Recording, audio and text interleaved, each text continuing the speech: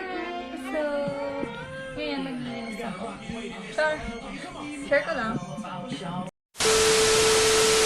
Hi guys! It's me, Marie Padua, your student nurse from the Philippines. So, this vlog is like a study with me with Onting Kwentuhan since it's been so long since I make a vlog. It's been years bago ako nakagawa ng vlog ulit. And some of the content of this video is I will give some tips to those students who aspire to be a nurse someday and also sa mga junior ko. Ang sarap sa feeling na may tinatawag na tayong mga juniors kasi malalaman nyo mamaya. Pero bago magsimula ang video na ito at kung bago ka sa channel ko, mag-subscribe ka na, click the notification bell, like, and share this video. At kung ready ka na, tara!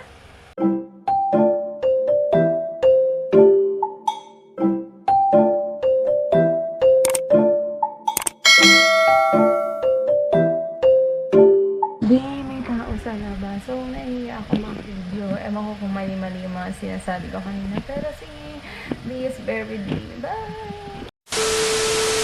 So, ayan guys, magkukwento muna ako before ako mag-prepare sa mga gagawin ko for today since medyo marami-rami siya and feeling ko makakasama niyo ako hanggang sa siguro hindi ko matatapos ngayon pero kasi may 2 araw pa naman akong pahinga so tatapusin ko yun dun sa 2 araw na yun since medyo yung isang gawain is matagal siya gawin.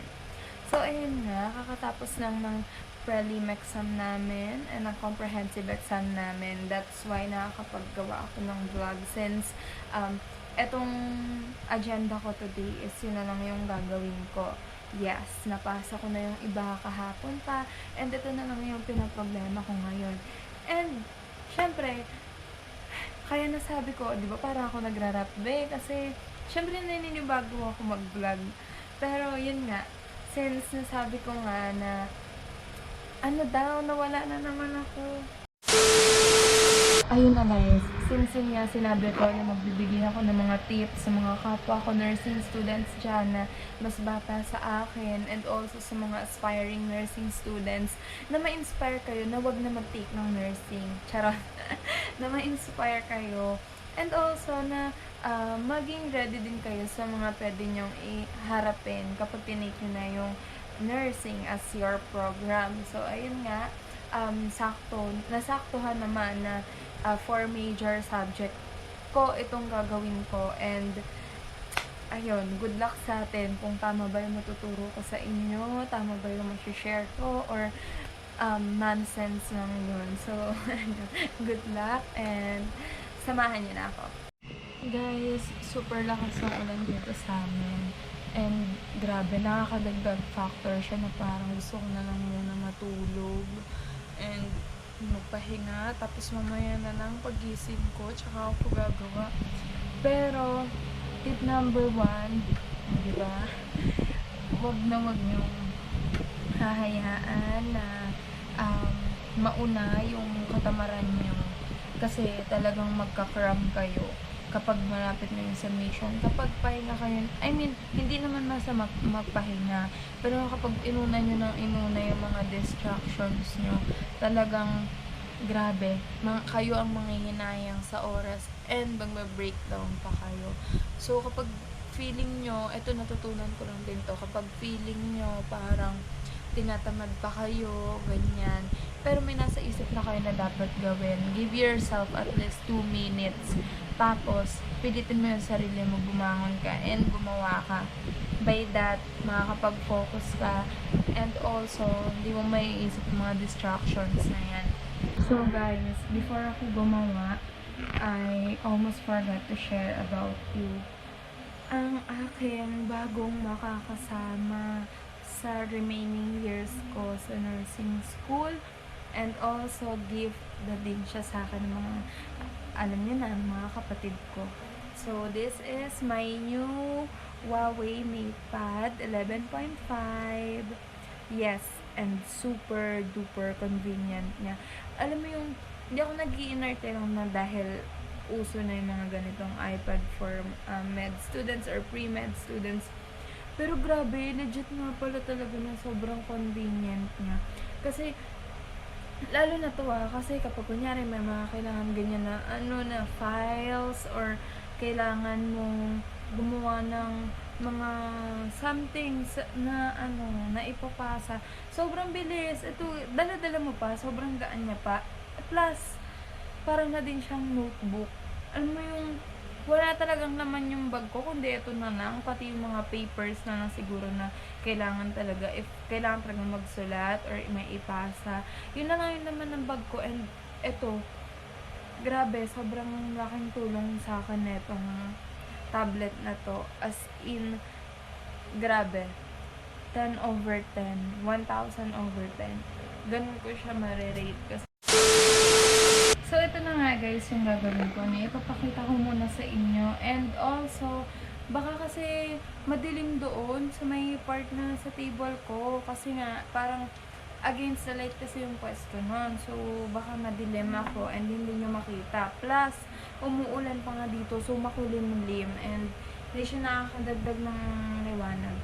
So, ito muna yung, papakita ko muna yung mga gagawin ko. I have here 10 templates na kailangan ko gawin. So, yun nga guys, sa mga nakakaalam, no, third year nursing student na ako. And nandun na kami sa pinaka mahirap na part and pinaka exciting part sa nursing school, ang maging third year student ka. Kasi sobrang hirap talaga kasi nga yung major subject nyo is talagang per system, tapos lahat ng sakit na pwedeng mangyari dun sa system na yun, aaralin nyo yung process kung bakit nagkakaroon ng ganun ng sakit. So, ayun nga yung gagawin natin, no? 10 sakit yung gagawin namin ngayon for 3 days. Gusto ko siyang matapos at least for 3 days para kasi duty kasi ako sa Sunday, 16 hours. So, gusto ko siyang matapos within Saturday or kahit bukas. Para sana wala na akong gagawin, ipapasa ko na lang siya by Monday kasi if I am not mistaken, sa Thursday ata pa sana nito or Friday next week. Basta ganun. So, gusto ko siya tapusin. And dito sa template na to, ipapakita ko sa inyo kung gaano kahaba yung gagawin sa isa pa lang na sakit. So, dito nga sa front page is yung disease process or yung tinatawag na pathophysiology. Diyan mo ilalagay kung paano ba nagsisimula yung sakit na na-form doon sa system na yon or doon sa part ng system na yon. O, diba? Makinig kayo mga bebs. Char. Tapos, next page dito is ilalagay mo yung summarized narrative. So, dito sa summarized narrative, i-explain namin yung nilagay namin dito sa my disease process or pathophysiology. So, tip ko lang din pala dyan sa mga incoming first year nursing students na mag-focus kayo sa subject niya na anatomy and physiology kasi malaking tulong yan kapag maganda yung foundation nyo doon sa subject na yun, kasi kailangan nyo yan, lalo na ngayong third year. Second year, magagamit nyo din siya, pero ngayong third year, talagang babalikan nyo. So, make sure na mag-focus kayo dyan sa anatomy and physiology. Next, dito sa may summarized narrative, no? Wait lang, may nakatingin sa akin, babe. Gosh, kinabahan na ako sa kanya, girl. Like, ang creepy niya makatingin. OMG. Tapos yung, hindi naman sa pero kasi yung ayos niya, nakakatakot, girl. Okay, guys. So, ayun nga, kinabahan ako. Oh my gosh. Nagharang na ako kasi kanina, ito, papakita ko sa inyo, wait lang. Papakita ko sa inyo yung setup ng pinagbibidyoan ko ngayon kasi nandito sa may tapat ng window. So, yung ilaw is maganda. So, kanina, ito lang yung harang. Tas wala pa to. Nakita ko siya dito, nakatingin sa akin, nanonood. So, tinakpan ko na yan para wala na siyang makita. Nakakatakot. grabe, nakakabaka mo siya. Ang creepy ka mo talaga. So, ayun nga guys, no, mabalik tayo. So, dito, after nung summarize narrative, is dito mo na ilalagay yung mga signs and symptoms, subjective and objective, na pwedeng ma-manifest ng doon sa disease na yon. Then, next page is, sabi ko sa inyo, medyo mahaba talaga itong ginagawa namin. Tapos, 10 diseases pa. Kaya, nag-decide ako na mag-vlog para ganahan ako and hindi ako antukin mamaya kapag gumawa. Since alam ko naka-video, syempre kailangan kong magpakitang tao. Charot. Excuse me. Busog ako. So, next is yung labs and diagnostics. So, dito yung mga test na ginagawa para ma-confirm if meron nga ba siyang disease na yon. So, dito mo siya ilalagay. And then next is yung medical treatment and medications. Syempre, self-explanatory, yung mga gamot, yung mga pwedeng gawin na mga procedures sa sakit na yon. And then, nung unang pinagawa kami neto is NCP pa siya. Kung sa mga nanonood dyan na hindi pa nakakaalam or papasok pa lang ng nursing school, nursing care plan ng NCP. So, doon mo ilalagay yung mga interventions mo, mga plans mo sa patient para matulungan mo siya to give comfort, is the pain, and syempre para doon sa mga medications na kailangan niyang i-comply. Since medyo mahirap-hirap nga na gumawa ng nursing care plan, pinalitan na yung gagawin namin to FDAR. So, yung FDAR is ganyan. Nandiyan yung nurse's notes. Meron pa rin siyang, sa NCP kasi may diagnosis kami, like nursing diagnosis, like risk for, ganito, ganyan. Or, pwedeng, kunyari, impaired gas exchange related to mga ganon. Dito din sa FDAR is meron din ganon. Next is data, action, and response. Dito papasok yung mga interventions, planning, evaluations, mga ganon. Dito mo yun ilalagay. Tapos, ayun na, tapos na. Ganon yung process ng FDAR. Parang pinaiksi siyang NCP. Then, tatlong FDAR yung gagawin namin per disease. So, ayun lang. Ayun na naman yung nilalaman na itong template na to. Plus, bago ka makagawa ng pathophysiology and, ayun nga, para makagawa ka ng pathophysiology ng disease process is kailangan mo munang magbasa, mag-search kung paano nangyayari yung sakit na yon and kung ano yung mga factors na nagkukos para yung system mo is makapag-manifest ng disease na yon.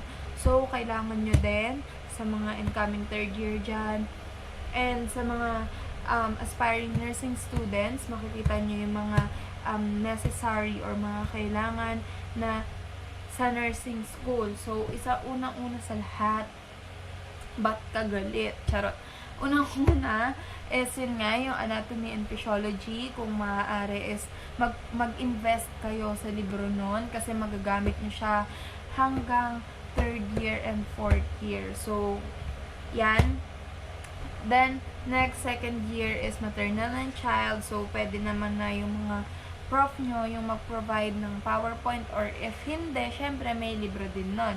Next, sa 3rd year, kailangan nyo ang pinakamahalaga sa lahat, the medical and surgical nursing. Anyway, thank you nga pala sa aking pinsan na registered nurse na ngayon and also sa tita ko na nagbigay sa akin netong libro na to. Sobrang laking tulong neto sa akin. Kasi, syempre, bawas gastusin na sa nursing school.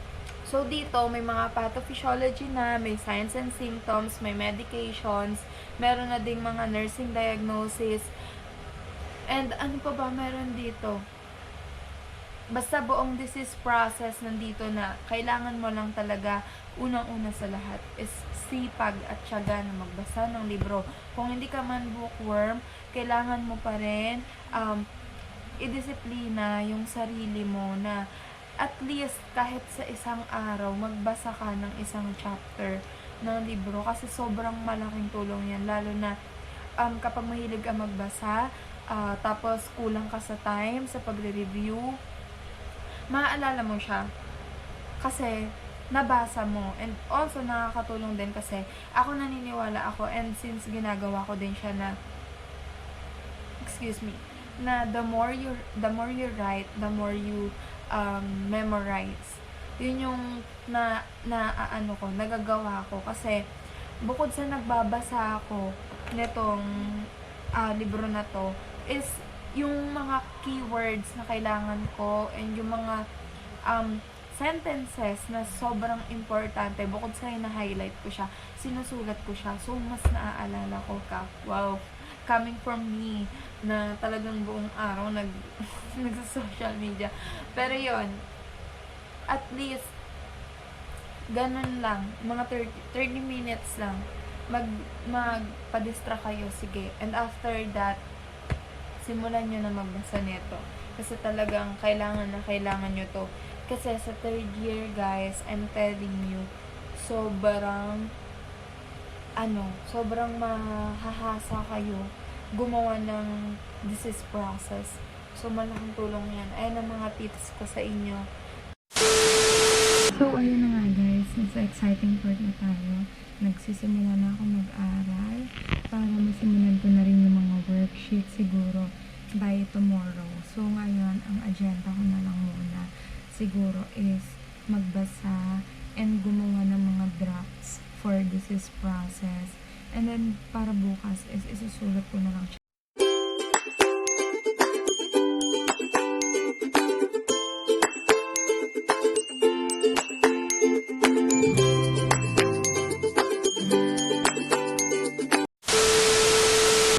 Guys, before ma-deadbat tong camera ko is make sure na marunong kang mag-manage ng time. I-master mo na yung sarili mo sa pag-manage ng time mo kasi lalo na kapag magta-third year ka na, sorry, digay ako na digay. Busog na busog ako. lalo na kapag magta-third year ka na, sobrang dami mo nang gagawin. Ngayon sa amin, bukod dito sa mga worksheets na to, may thesis pa kami na ginagawa. Plus, may mga duties pa kami. And then, syempre, as ugali ko na gusto ko lagi yung busy is sumali pa ako ng council and nanalo ako. So, syempre may mga meetings doon. Yung mga other responsibilities mo, kailangan mo pa rin yan magampanan. So, make sure na marunong ka sa time management. Kasi sobrang importante niyan, ang mag-manage ng time. Ayan pala yung number one na dapat mong matutunan before entering pre-med or med school. Dapat marunong ka mag-manage ng time mo talaga. Kasi sobrang grabe.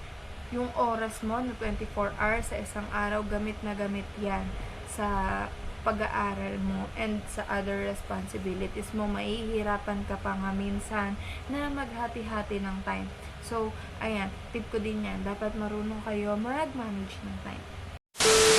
So, that's it for today's vlog and I hope you enjoy my video and I really hope then na sana masundan pa tong mga itong vlog na to pala. Sana masundan pa siya. Pero we don't know kasi maraming ganap nga and sobrang busy next week for sure kasi may aayusin din kami sa council na foundation day and start na rin ang midterms namin nun. So, kailangan ng focus talaga. So, let's see pa kung masusundan pa ba tong vlog na to. Pero I really hope that you enjoy this video and you learn a lot from me. I mean, hindi naman sobrang dami, pero sana may natutunan kayo sa akin. Lalo na sa mga aspiring students dyan na gusto maging nurse someday. So, thanks for watching. Bye!